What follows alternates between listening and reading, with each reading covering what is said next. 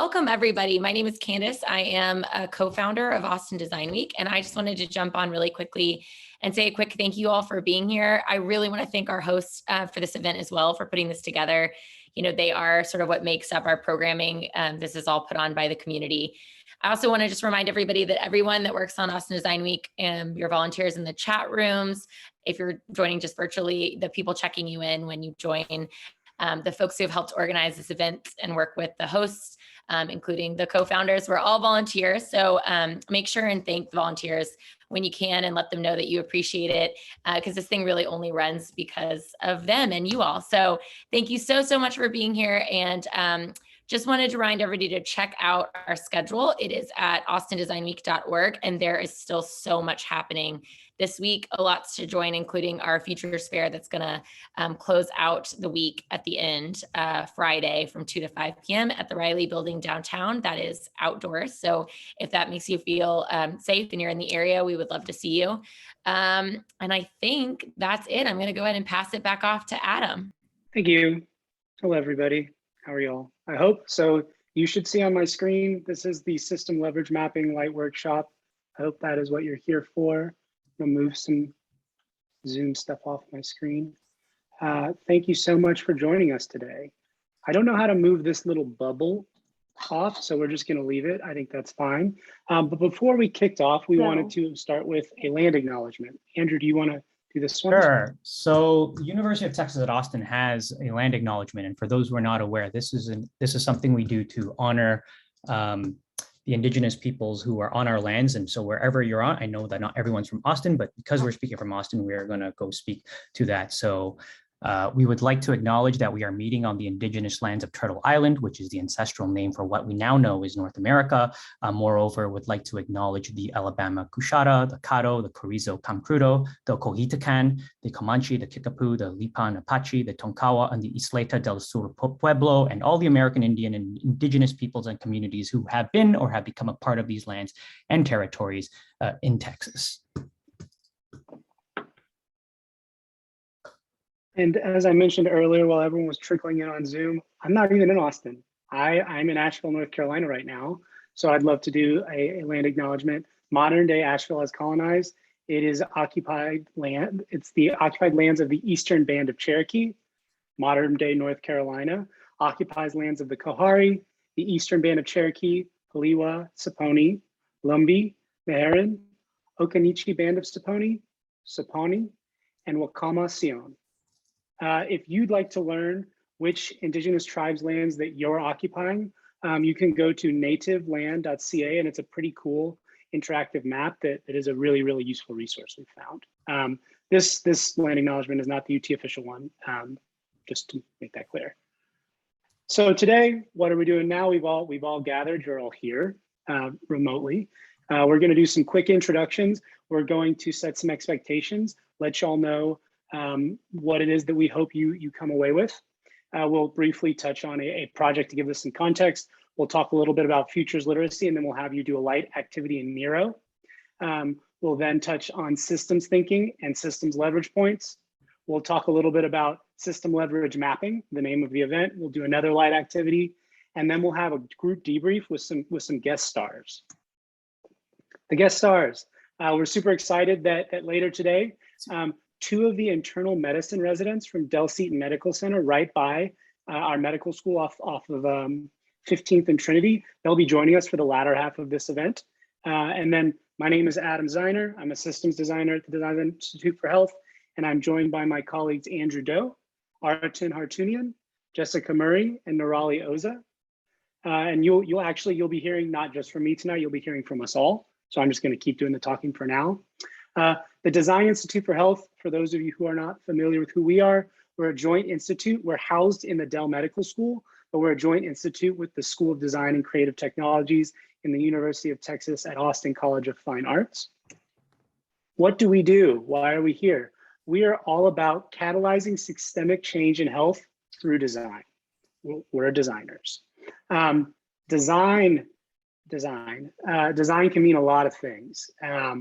Traditionally, there are some traditional design disciplines. My background is in digital product design. As an institute, we do some product design, both virtual and physical. We do some environments or spatial design, not necessarily architectural design. We do a lot of communication design, visual communication design, but really a lot of the work that we do and the project that we'll talk about today, to offer some context, is really an effort of, it's a service design effort. We've found that in a lot of service design projects, organization design is necessarily a part of that. I believe the event is recording and we'll be posting, it'll be on YouTube, and also we'll share our slides with everyone. So if there's something you're really excited about, like take a screenshot, we'll also share the deck with you. And a lot of the work that we do is also, I mean, largely the work that we do is systems focused. A lot of the work we do is systems design. What we hope that all of you that have joined us remotely today come away with, we hope that you're able to either recognize that you can have your own you can have a systemic mindset of your own. We hope that you adopt a systemic mindset, or if you're already a systems thinker, we hope you develop your systemic mindset. What we're going to do today is apply a specific systemic design framework, the systems leverage map. We're going to do that to frame a problem space, align on what are the boundaries of or the elements of our system. And we found that this particular framework helps teams orient around future opportunities for systems change that are tethered to the present, like the realities of the present. What we hope you also come away with is an ability to identify high leverage opportunities for design to impact and intervene in health and across other complex, adaptive, interdisciplinary domains. So with that, I will hand it over to my colleague, Andrew.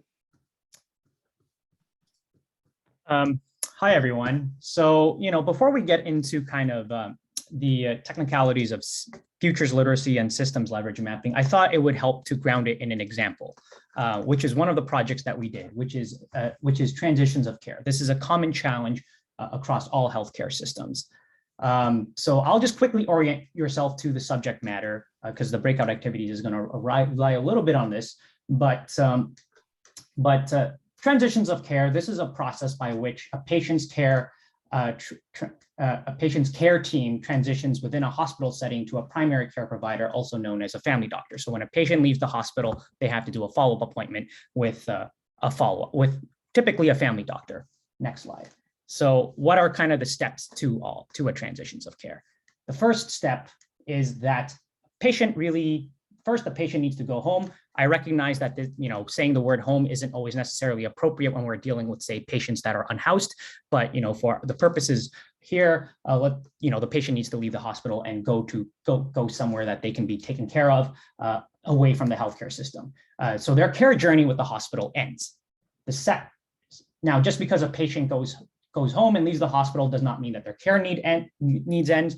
Their care actually needs to continue with an outpatient provider, a family doctor in this case, but the outpatient provider does not necessarily know what's going on when the patient has left the hospital. So next slide. Which is why another very important component of effective transitions of care is that providers must actually have accurate information about what happened in the hospital and what the patient's care plan is. So next slide.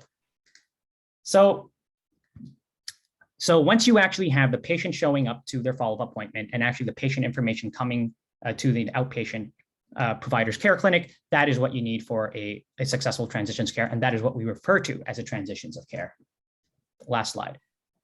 Next slide. So to summarize, think about it as having as a successful transition of care needing 3 ingredients. The patient needs to leave the hospital.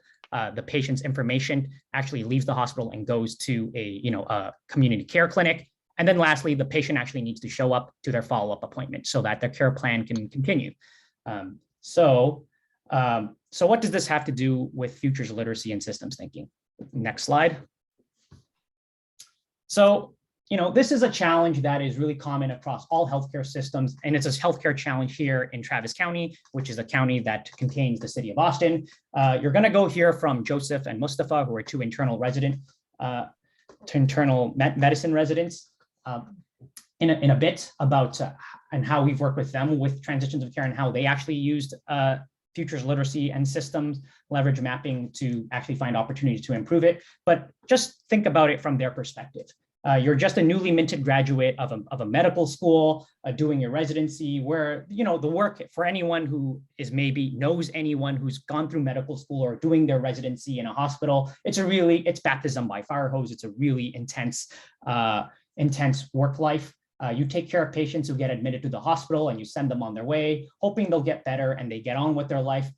You write your discharge summary. This is a clinical document that a resident writes, and you hit send, and then you assume that it's going to go to the family doctor. Then in the course of a few weeks, this patient that you took care of actually comes back, gets readmitted into the hospital with the same health condition. They actually haven't gotten better. And you wonder, where couldn't a family doctor have dealt with this? What went wrong? Then you realize, you know, upon calling the family doctor, they actually never got to see this patient. The information never got there, and hence the family doctor couldn't really be helpful to this patient. So this is a pretty common challenge across a lot of healthcare systems. And this is a common experience that any resident in the United States could tell you about. I don't necessarily know what it's like in other contexts. So it could be, so, you know, as a resident, you're thinking it could be better, but how? So this is where we at the Design Institute actually came in and worked with these two residents we spoke about, and actually futures literacy and systems leverage mapping was actually a cool tool to actually help untangle some of these knots that exist in transitions of care.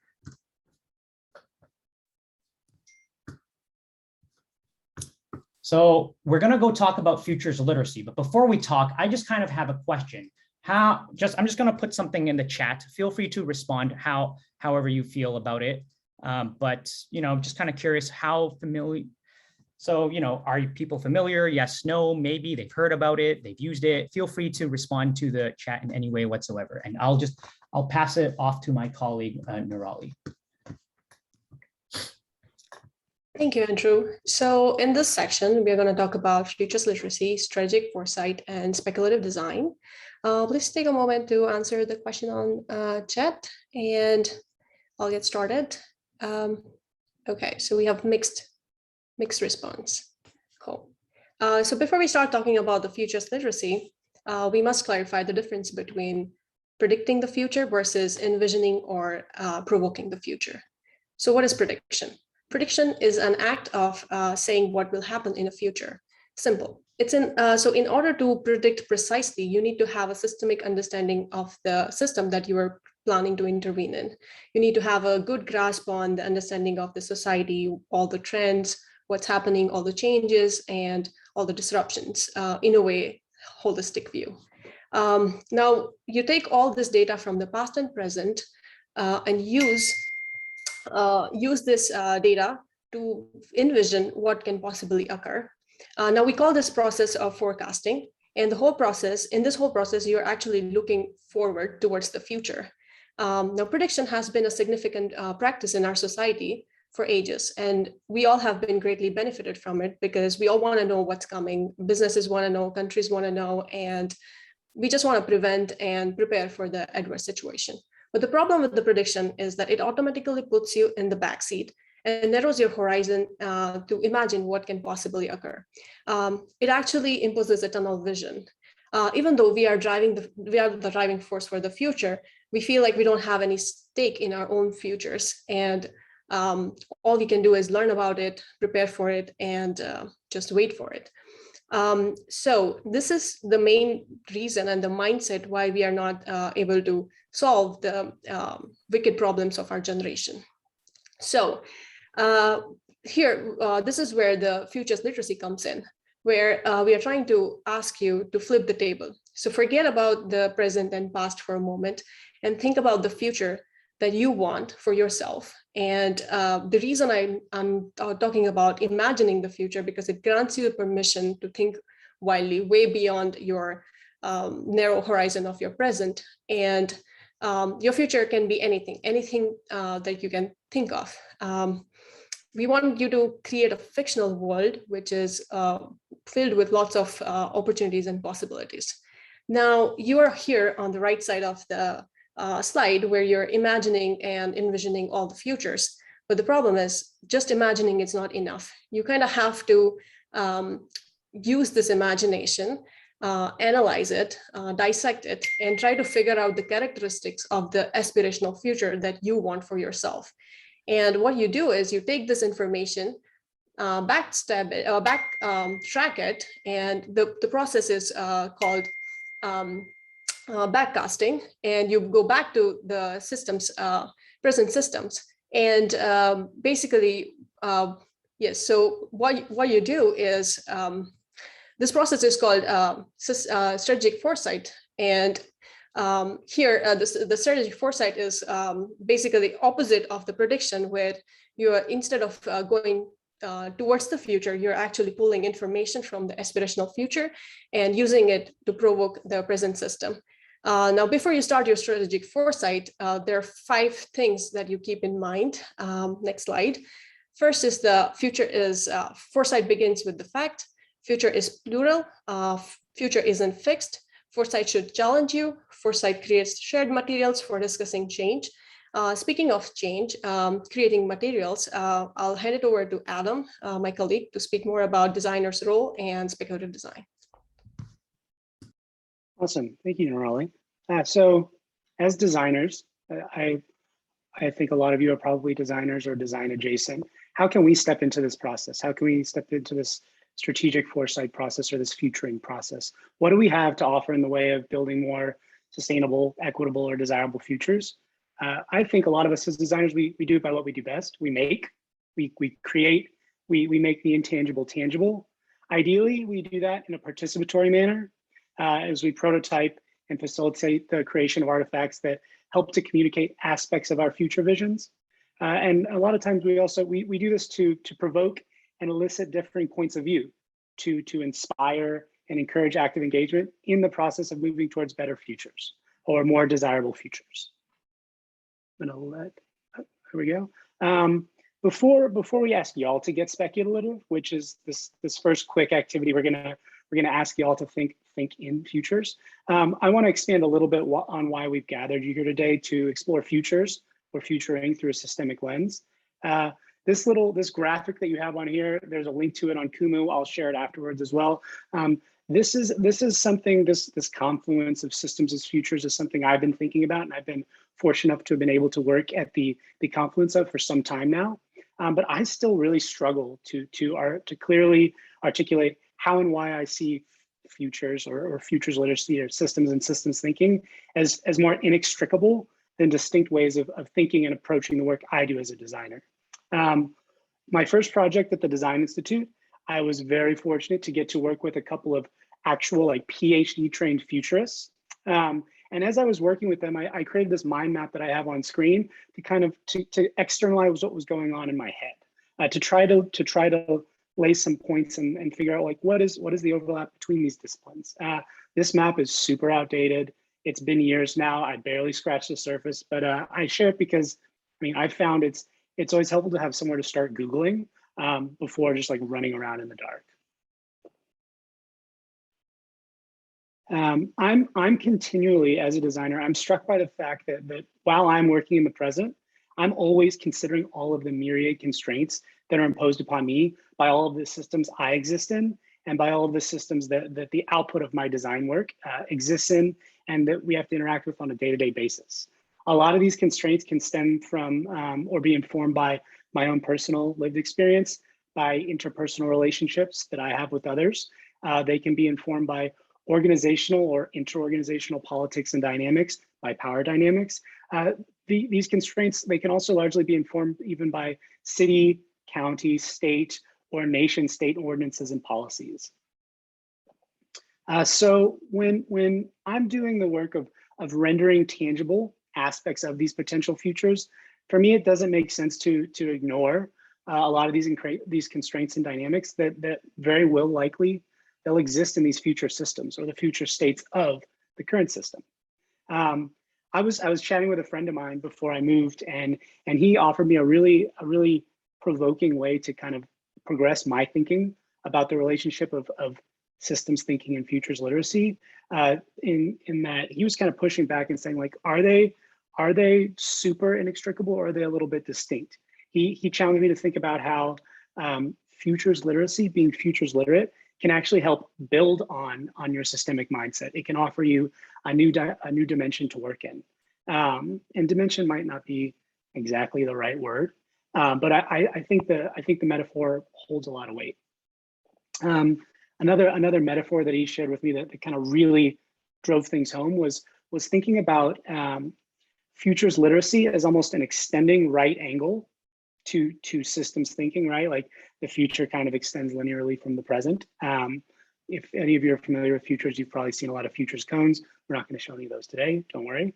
But like thinking about how the futures builds on systems, it offers us as designers even more dynamic and plural spaces to work in. And also accepting that the future or our futures are constrained just like our present. It helps you think about some of the systemic changes that might be needed to manifest those futures. Because a lot of times practicing futurists, they're already doing this. So having said all of that, we get that systems thinking and futures literacy are like really meta, heady concepts.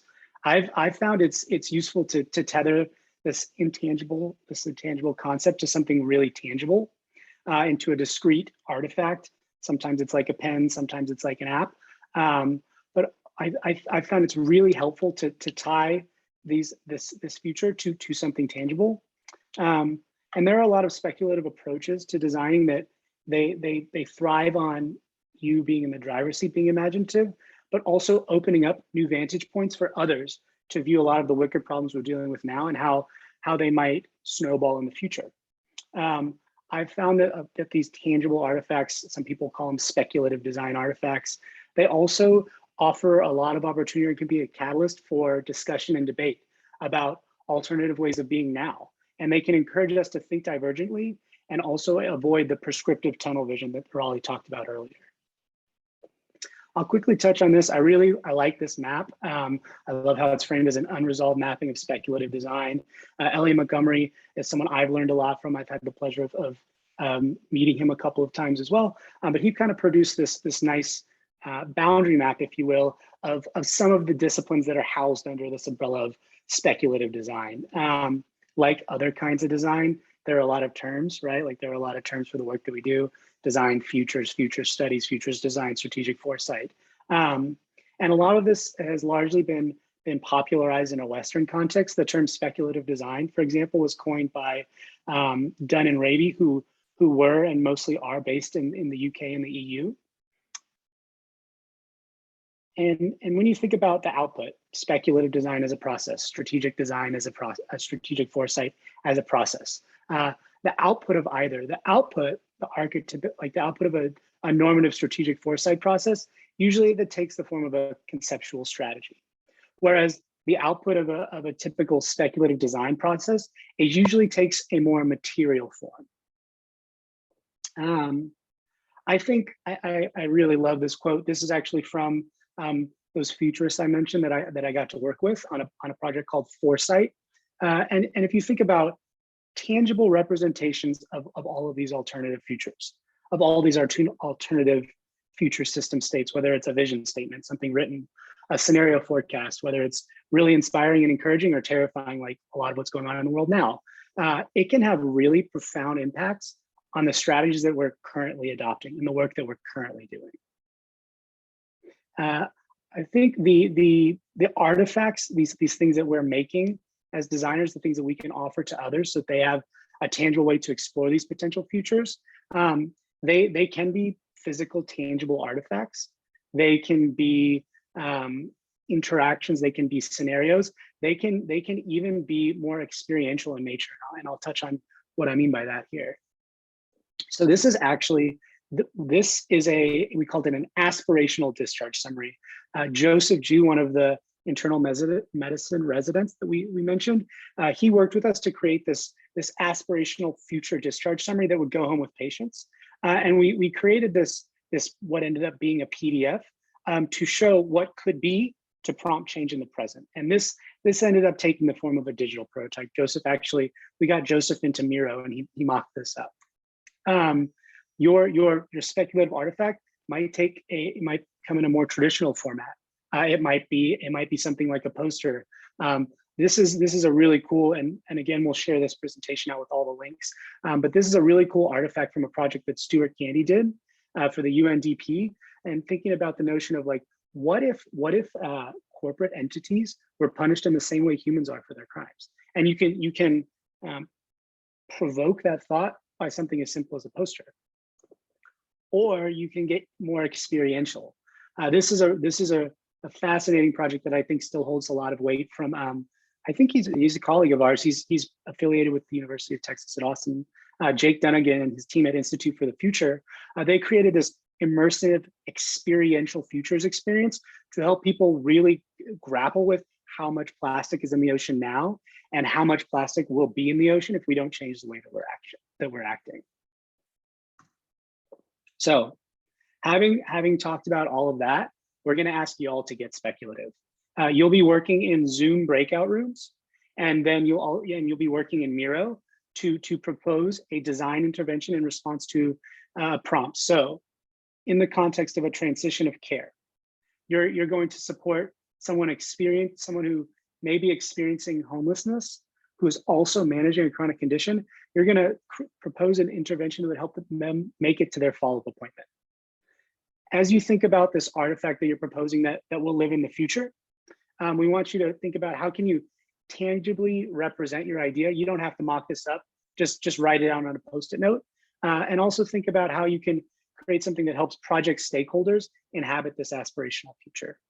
And just for some context, there's a Miro link in the chat. If you click that, it should open up Miro for you, and you'll see a frame that has a bunch of Post-its with group numbers. Click on the group number that corresponds with your breakout room that we'll be opening here in a second.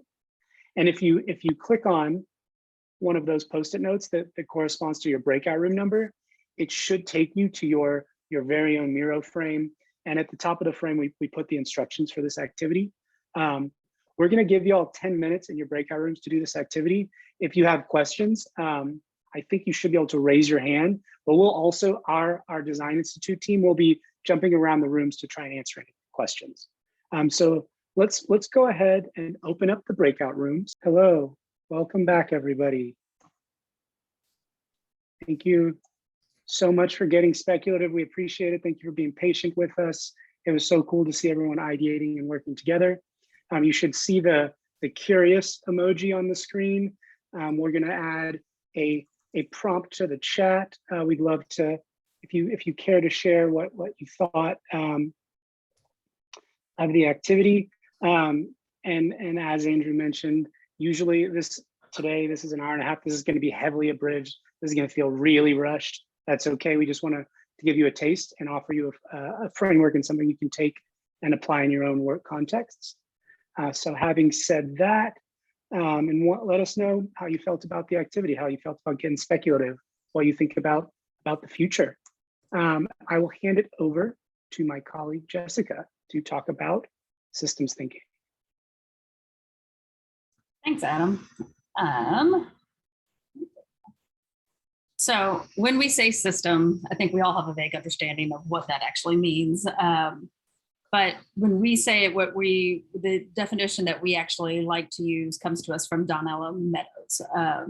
A system is a set of related components that works together in a particular environment to perform whatever functions are required to achieve that system's objective. And there are a few common things that you're going to find in most systems: the individual components that make up the system, the interconnection between those components and how they affect one another, the environment that exists within and where the boundaries lie between one system and a system that might be tangential or influential to that system, and the purpose and function of the system itself. Run to the next slide.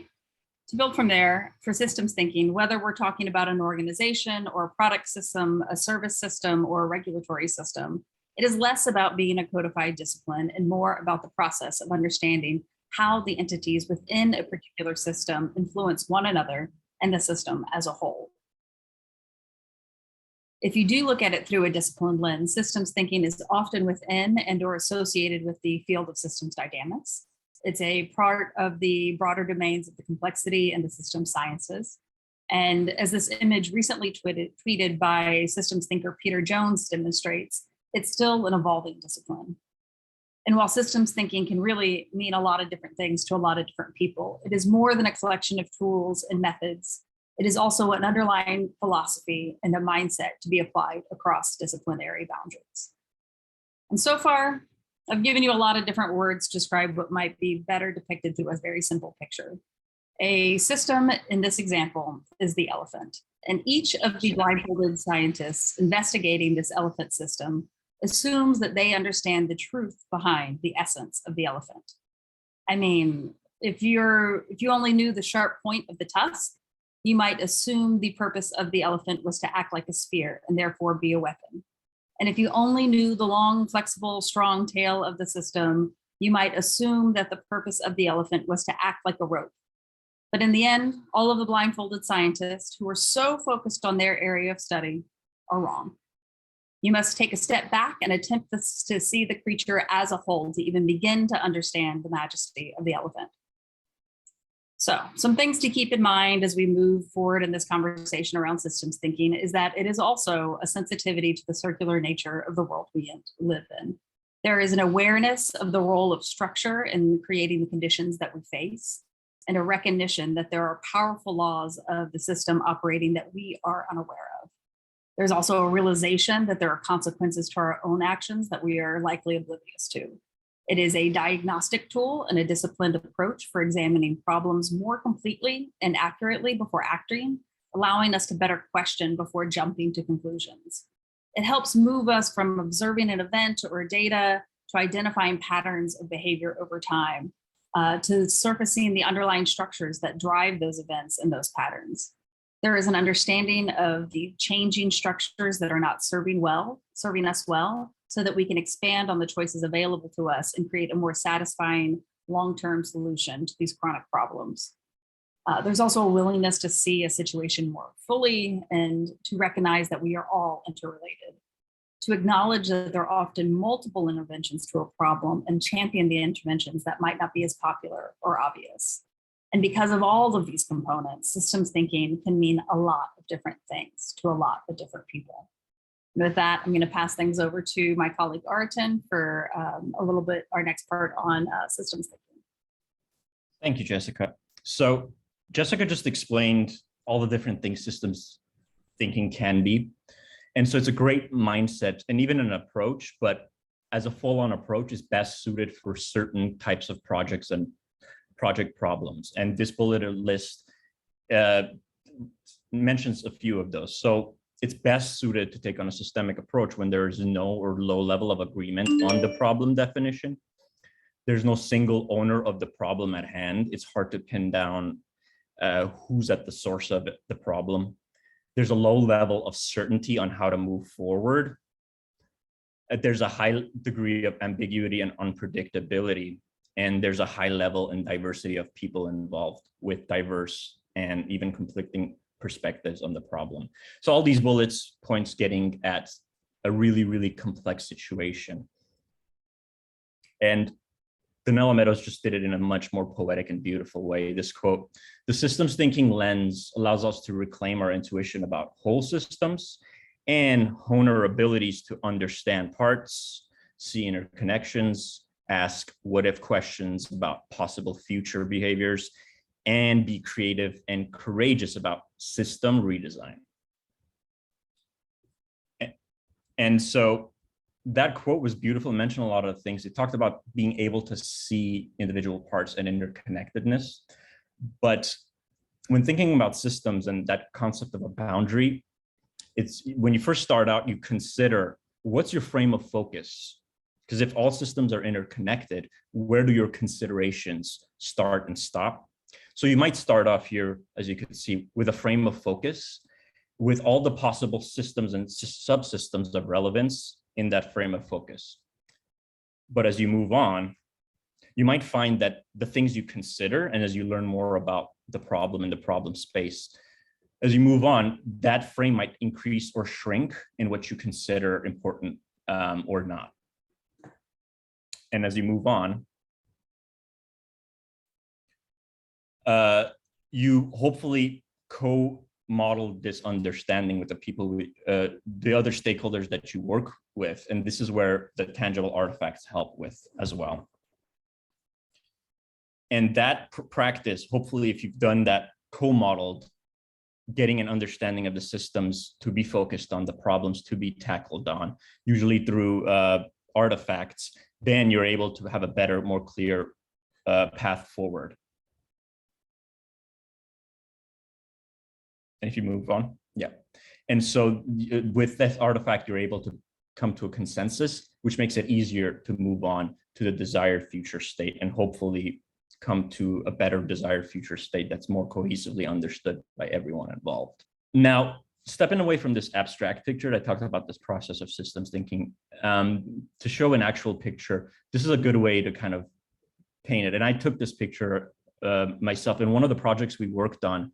We went to Geneva to work with global health experts in looking at the next 5 years of how do you manage infection control throughout the world and make sure outbreaks don't happen. So what you see here are some of like really top experts in disease management, people from WHO, looking at what you see, this artifact, which is a system diagram, explaining the system that they're part of. So how do you put something in front of someone and get their feedback on something as complex as global infection control? So this co-modeling process is what helps into getting to that desired future, something like infection control in the next 5 years.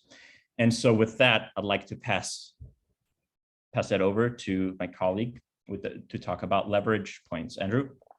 Hi, everyone. So I'm going to go talk a little bit about, like, as designers, how can we actually apply systems thinking? So next set of slides. So, you know, as designers, we're used to the double diamond, the design process, and we are familiar with ideation and brainstorming, where we have some ideas, we have a lot of ideas, but now we need to actually need to converge. We need some means to evaluate the ideas and come to and actually decide what are we going to move forward with. And this is actually where the concept of leverage points can actually be very helpful within systems thinking, where we can actually apply a systems leverage framework. So I'll talk a little bit about what systems leverage means. So next slides. So you've heard the name Donella Meadows thrown around a lot, and there's a reason for that, because she is one of the preeminent systems theorists of our time. And she actually identified that there are multiple leverage points at different levels of effectiveness. So if you think about kind of the seesaw, where the further away you are along, that is where the leverage is the most powerful. There are 12 leverage points. I won't get too much into depth about each and every single one of those leverage points. And for ease of use, there are ways to categorize these leverage points, which I will actually try to describe. But for now, if you're interested to learn more, I will share more about these leverage points. And you can just read Donella Meadows' works, and we'll share the slides, and there's a link there to learn a little bit more about it. So if we move to the next slides. So many of the systems we work in, like healthcare, are very complex. My colleague Arutin just described what are some of the characteristics of a very complex system when, you know, maybe people don't agree on the problem definition. There are many conflicting perspectives, and no one entity owns the problem. You actually need a collaborative approach to solve the issue. In a complex adaptive system, a small change in something can produce really big change such that the system itself can change. This is the concept of a leverage point, which systems thinkers every systems thinker thinks a lot about, like, where the leverage point is. So I'll use an analogy to illustrate, just out of curiosity here, share in the chat if you feel comfortable, but who here has ever done acupuncture, right? Let's use acupuncture, one of the most complex adaptive systems that we have, that we inhabit, the human body. Which I know is more biological, and we're typically talking about social systems, but let's extend the human body for a bit. So I don't know about some of you. I just recently turned, in my 30s, and now pain just shows up at the back of my body for seemingly no reason. And acupuncture, I would say, which I have done. So if you've ever kind of done it and experienced it, if you've ever experienced how something like a small needle inserted in your back can really just change how your body feels, that is the idea of, like, a leverage point. Something very small, but just with the right amount of provocation can actually just fundamentally change the system. So let's go to the next slide. So let's return to that seesaw metaphor you saw earlier, where certain things have more leverage, where you can influence systems change on a very practical level, at a very structural level, or at a cultural level. The one thing to say is that the higher the leverage, the harder it often really is. So let me actually break it down for you and categorize all these kind of leverage points that we have. So at the first level of leverage we have we have leverage that exists at the level of parameters. These are the mechanical characteristics of a system. These are things like the X number of widgets that we have. These are things that are typically seen as like lower leverage, but they're very easy to implement. Maybe I need to hire more people. Maybe I need to, increase X amount of productivity, whatever the case is. That is something that exists at the level of parameter. That is one way to change the system. It is a way to change the system, but it's a relatively low leverage way, but it's an easier way. The next category is something that exists at the level of feedback. This is the interaction between the elements or players of the system to have more feedback. I'm going to talk about what feedback means in systems design.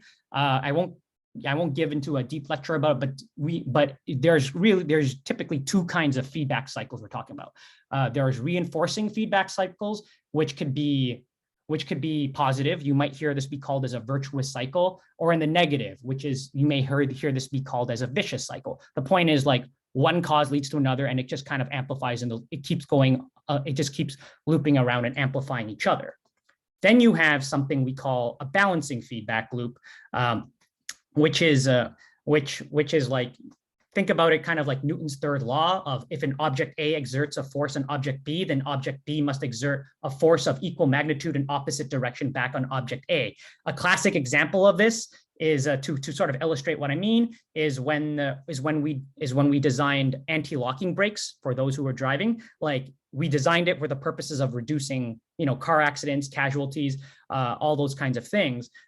So, people hope that would be a reinforcing feedback loop and would cause a virtuous cycle. What actually ends up happening, and studies have been done on this, is that people compensate by making riskier decisions on driving. So that is a balancing feedback loop where you have an intervention, and in fact, something else in the system, in which case human behavior actually kind of cancels out that intervention. So that is what we mean by a balancing feedback loop. So amplifying these feedback loops is another set of leverage. The next category of leverage points concerns the design of the system, the structures that manage the feedback and the parameters of the system. This is how the system is governed, how information flows in the system, the rules of the game, and how elements in the system are connected. It's really, so when people are thinking about structural change, this is typically what they mean when they talk about the structural change. How can we actually shift certain structures within the system? The last category, however, and by far the hardest to ascertain, and the one that a lot of systems thinkers are typically think a lot about, is really at the level of intent. This is the goal of the system and the overall mental model of the system, the mindset in which the system operates as a whole. Does it really make sense to talk about mindset shift in a system? And I would say yes, it does, especially in many of the social systems that we work as, because at the end of the day, humans make up the system. We are the system. So how can we actually apply this? Intervening in social soft systems means working with people, receiving and delivering service within and around, organizational politics and dynamics, and within and around broader community norms and challenges. Our analysis when problem framing is typically more qualitative as designers than it is quantitative. And we have proposed theories of change and a nonlinear pathway to a preferred future state. So why don't I return earlier to transitions of care, where we've actually brainstormed a lot of ideas. And we kind of thought, what could systems leverage look like at these different categories? So something at the level, just going back to the earlier slides, previous slide, sorry. One slide before. Something that exists at the level, something at the level of parameters. So we talked about how doctors have to send discharge summaries. So maybe at the level of parameters, we incentivize them to write more discharge summaries, and so that they send it more to care providers. That's something that exists at the level of parameters. They just hit that send button, write more of them. Something that exists at the level of feedback. There's this idea of warm handoff. So it's not just hitting the send button, it's also picking up the phone and calling them so that we actually strengthen that feedback loop between doctors in the hospital and your family doctor. But then what about at the level of design? So right now, something like a discharge summary is a very clinical document. It's meant to be read only by doctors. It's a doctor-to-doctor piece of communication. What would it mean if we just change the rules of the game and maybe patients have an input into what goes into that discharge summary? We try to make that more patient-facing. But then something at the level of intent, and a lot of healthcare systems operate within themselves. There's the hospital, Del City Medical Center, there are outpatient community care clinics like community care, the Veteran Affairs. They're their own health systems. But really, what if we change fundamentally the mental model of what healthcare looks like here, and they are an integrated part of an integrated whole? That would be something like changing systems at the level of intent and culture. We haven't really discussed the insurance system, but we can have that as a conversation offline, Bill. But I'm just shedding some possible examples just to illustrate like what could interventions look like at different points of leverage. I mean, people have said that perhaps one potential change of the intent of the system is like, well, insurance is a player. What if it wasn't a player? So, there are many, many multiple ways in which to think of that interventions at these different levels of leverage. So then we have interventions that exist at parameters, which looks like elements, feedback, the design of the structure, and then kind of the intent, which are the paradigms and the goals of the system. So, we at the Design Institute actually came up with a framework. And with that, I'm going to pass it over to my colleague, Adam, to talk a little bit more about this framework. Oops, sorry. Yeah, thanks, Andrew. Systems thinking, future literacy, this stuff can be really complicated, it can be really complex, it can be really heady. It can also be really hard to introduce to people that aren't super systems literate, aren't super futures literate. One framework that we've been super excited by and that we adopted and adapted, it's called a system leverage map. It was proposed by another guy named Adam, based in UK, Adam Groves. Shout out to Adam Groves. He proposed it as an attempt to map how services and a portfolio of services are positioned in relation to generic systems change levers. Those points of leverage, or those different scales of leverage that Andrew just talked about. This is his initial version that he shared with a lot of us through a Medium article, where he created a PowerPoint slide. On the left, you can see different scales, increasing scales of system leverage in the y-axis. And then what was interesting about this is the x-axis shows those services and where the impact might be felt over time. As I said, this is a framework that I personally got probably way too excited by, but one that we adopted and adapted to figure out how could we situate our proposed design concepts and interventions based on their potential to provoke change. We wanted to also take into account with that x-axis, the patient experience over time, where might the impact of that change be felt. And we thought that would help us expand on the work we were doing to identify points of leverage for improving patient experience. This is a new iteration. We were fortunate that we had some time after the initial few phases of the Transition to Care project to revisit this work. And we've been revisiting this framework in a number of different projects, and we're continually trying to adapt it to make it a little bit more, not beginner, but somewhat like your fresh systems thinker. We want it to be a little bit friendlier for that. If this is something that's interesting to you, if you want to play around with it, we actually, our template is up on the Miroverse. You can go to Miroverse. If you type in systems, I think we're one of a smaller number of systems templates, but it's on Miroverse, and we can share a link to that in the chat as well. So as I said, this was a framework that we adopted and adapted, got really excited about. How did we introduce this framework? And in introducing this framework, introducing our clinical medical colleagues into this new systemic futures focused world. We looked at we tried to explain that the y-axis is comprised of points or ways to intervene at increasing scales. We wanted to make that language a little bit more accessible. We tried to simplify it by giving a couple examples of what that might mean. Like Andrew had said, the design of a system, that might mean the power structure, the power dynamics at play, the governance, how a system is governed, or the abstract system, this abstract structure of the problem space you're working in. We also looked at, on the x-axis, we really tried to make a educated hypothesis about where would the impact of an intervention be felt by those being treated at the Del Seton Medical Center. This is a lot, right? Like, this is a lot of information. Initially, we put all of our refined, this isn't all the ideas, but we refined a lot of our ideas for intervention or a lot of our design concepts. We put all of them on the map. Even for those of us who spend our days making really dense diagrams, this was still a lot. So heeding the welcome guidance of our project content lead, Lauren, we tried to simplify it, and we did. We abstracted all of these ideas into broader categories because we wanted to show how, I mean, one, our ideas for intervention, they don't exist in isolation. Like Jessica had mentioned, we are all interrelated. A lot of the ideas that we might enact are also interrelated. The consequences and effects of those interventions are also interrelated.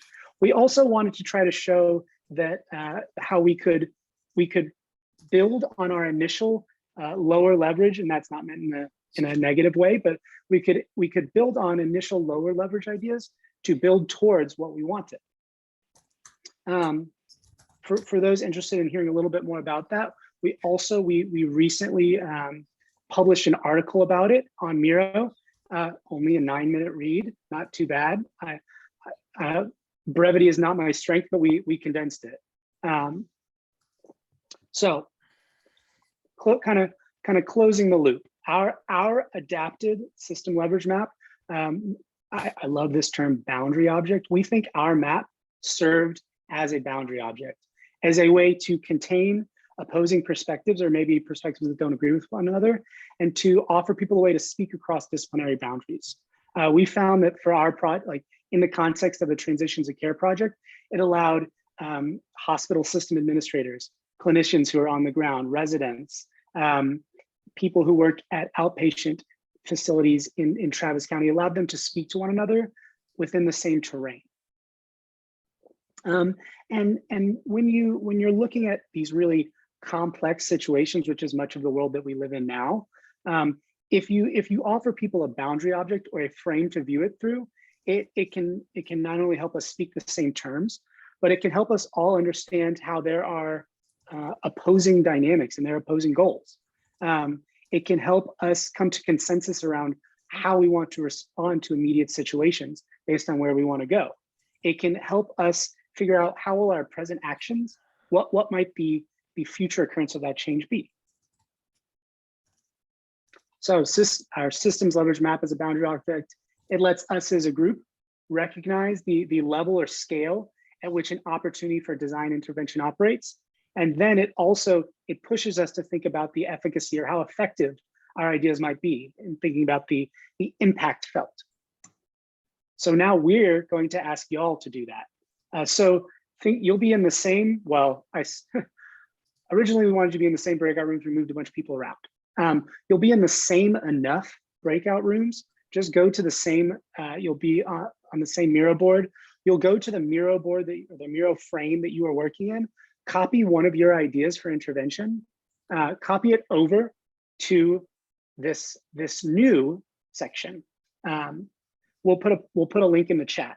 So you'll go once we open up the breakout rooms, and wait to go in for now, but we'll have you click again on a post-it number for the frame that you're working in, and we're going to ask you to take one of your ideas for design interventions, one of those post-its that your group's created, and we're going to ask you to situate it on our blank system leverage map frame. And that it's going to look like this. Pretend this is your idea from the first activity, and then you're going to paste it onto the other one. So with that, we're going to give y'all, again, this is going to feel really rushed. It is really rushed, but we're going to give you 10 minutes to try to position one of your ideas onto that map as a group. So if you would, if you're able to stay with us, go ahead and join the breakout room that you've been prompted to join. Well, I believe everyone has rejoined us. Welcome back, everybody. We're going to do a quick debrief.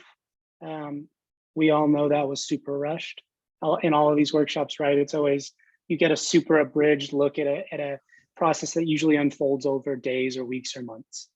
But Andrew, do you want to take it over from here? So we told you a little about transitions of care. We we introduced you to two pretty heady concepts, which is futures literacy and systems leverage mapping.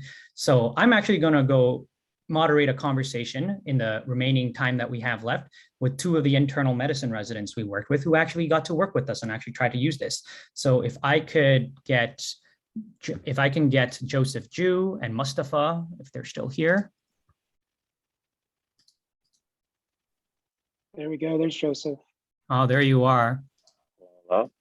Hey, Joseph. Hey guys. Hey, Mustafa. Okay. I wish there was a way to spotlight you both, but it would be tough. So, you know, you got to work with us on transitions of care. Everyone here got to work on something with transitions of care. So I will just ask you kind of just like two questions, since you're both medical residents who went through medical school, and I'm, you know, we talked about this, but you are both not necessarily taught design, but you are now have to work with designers. So tell us a little bit about what that was like. What was the impact of design on your practice going forward? Just give us like a short, 30-second, 1 minute description of what that was like. Go ahead, Mustafa. I was gonna let you lead, Joseph. But I can go if yeah. So, you know, it was a great experience, especially as I think starting around my second year and now going into my third year of residency. I think systems thinking in general is a useful and arguably critical activity that physicians need to engage in, because as you all know, our healthcare system in this country is woefully inadequate for the needs of the upcoming 10, 20, 50 years. And unless we have people that are actively trying to improve the system rather than just try to get along, we're not going to be able to manage the challenges that are going to come ahead of us. Absolutely. To piggyback off of what Mustafa said, it was incredibly helpful to really do, I think Andrew alluded to this earlier, a lot of the qualitative research, the ethnographic research that we undertook with the Design Institute team to ask a lot of tough questions. And I think there's such an impetus to get metrics in the healthcare system, and for good reasons. But I think for us to take a step back and really interview people and the day-to-day users, being the clinicians in this case, and this project was really, really helpful for me. And I was so refreshed by our double diamond model, the rapid prototyping. I think there's, again, just being historically such a tightly moderated space and regulated space, the healthcare system that is, it was really refreshing to see a timeline that is encouraging rapid prototyping within our space, within our project, and to try to prototype a discharge summary template, an aspirational one, and really present it to our leadership and the rest of our colleagues was such a refreshing part of the project. Awesome.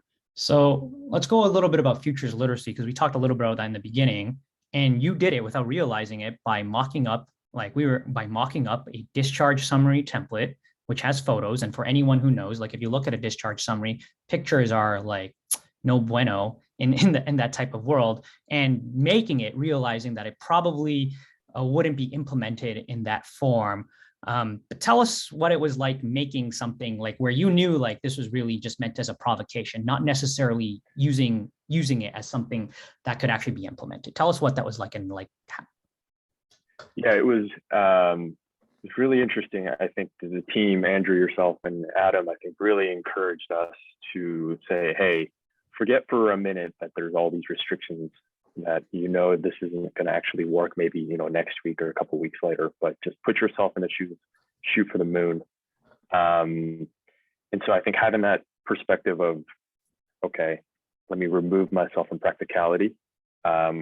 What that allowed me to do was really listen to feedback that we had gotten from interviews from our counterparts, the ones, me being in the hospital along with Mustafa, and listening to the specific feedback of our day-to-day users in the clinic space to say, they have all these parameters and feedback and few details that they really, really, really wanted.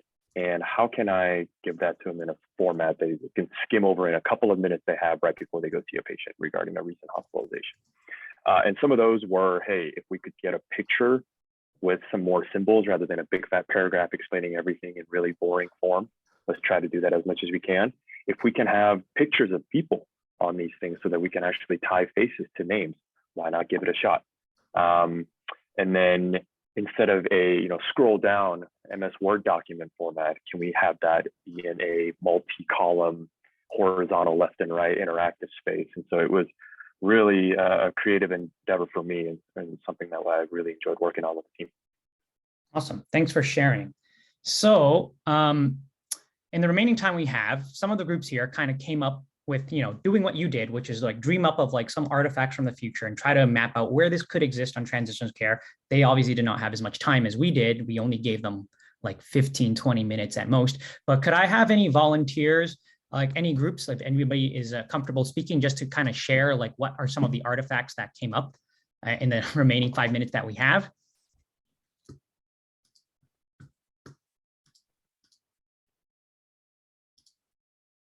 It's a bigger group, so we won't volunteer anyone. But we saw that some of the groups, y'all really went after it. Lots of Post-its on there. Let's see how long it takes for Miro to zoom in. Lots of Post-its. Lots of thought. Group 10.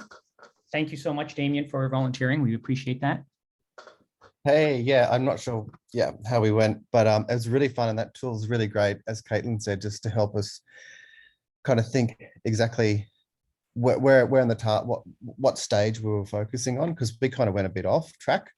So we just grouped everyone's ideas, and so a lot of them were kind of at that patient stage afterwards, and they're sort of out in the field. So then. And mine was earlier on. It's like a bracelet that you could use for when someone checks in the hospital, also when they check out. But then Caitlin and I were just realizing, okay, let's try to come up with some new ideas once we got to this stage at the actual discharge, and just sort of thinking in terms of that discharge summary chart that you guys have already worked on. We thought, I was thinking, what else could we do with it? And I thought maybe it's collaborative with the patient. And I don't know, maybe is it personalized a bit? They can choose color or something just that engages them with it. And perhaps if there's key info that they need to remember, it just might help them mentally associate with it. Awesome. And then Caitlin had one there as well about introducing them to the outpatient provider in person as well to create a connection. Amazing. Mustafa, Joseph, did you just want to quickly comment? And then I think we have time for maybe like one more group, which is group 5, and then we'll just wrap it up in the remaining 4 minutes we have. Yeah, I'm at the edge of my seat here. The idea of, patient information, the flow of information throughout the system is something that is really exciting going into the future. Right now, all of our healthcare information is basically siloed. The hospital has their own electronic medical record system. The outpatient systems has their own. Patients, don't really get to own their data. And there've been a lot of different proposed mechanisms to like how we can bridge that gap. And I love the idea of having like a connected device or something that the patients can have that kind of bridges that. And I think, the second point that you mentioned about introducing them to the outpatient provider, work has been done, especially in psychiatric facilities, where you really need to establish a good bond with your outpatient psychiatrist, where people who are inpatient, like in the hospital or in a psychiatric facility, actually get the opportunity to meet their outpatient providers before they fully transition to the outpatient care. So these are all really great ideas. And again, like the challenges come into some of the practicalities of how we're going to implement them. All right. In the final 3 minutes we have, Georgette, I'm just going to ask you if you could just quickly share your idea and like where it was positioned in the leverage map. So that's group 5.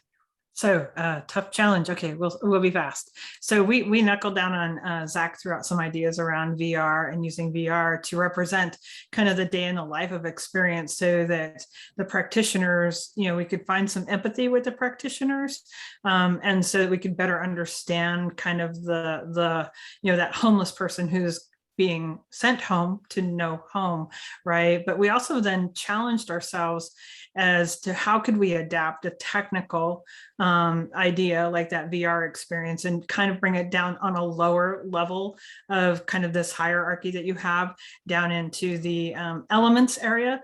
And we started talking about how you could use VR to represent solutions in a way that could communicate how having the right resources or not having the right resources could impact a patient's outcome, right? So that's a lot pretty heady. That was a common word for us, was real heady, because we got real nerdy about kind of this idea and how you could represent different solutions and test those solutions, right?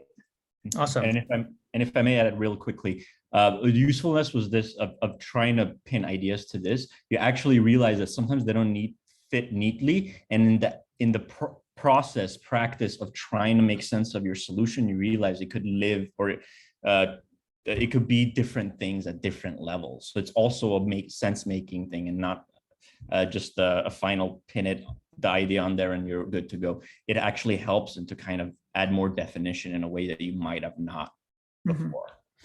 Awesome. So we're nearing the end of our thing. If we had more time, Mustafa, Joseph, I'd love to hear your thoughts. Maybe type it in the chat. But because we are now, I do want to honor everyone's time. We are at time. So Adam, did you want to just close it and make any closing remarks? Yes, I do. Thank you. Thank you all so much. Thank you so much to Joseph and Mustafa for joining us. Thank you so much for all of you for participating. If you want to dive deeper into adopting and adapting, either or both, if you want to play with this system leverage map template, feel free to reach out to me. We figured it'd be easier just reach out to one of us. But you talk to me, I can ask everyone. Yeah, feel free to reach out if you want to jam on this. We really appreciate your time. Thanks so much for joining, everyone. Thanks so much to the Austin Design Week team. Good evening. Farewell.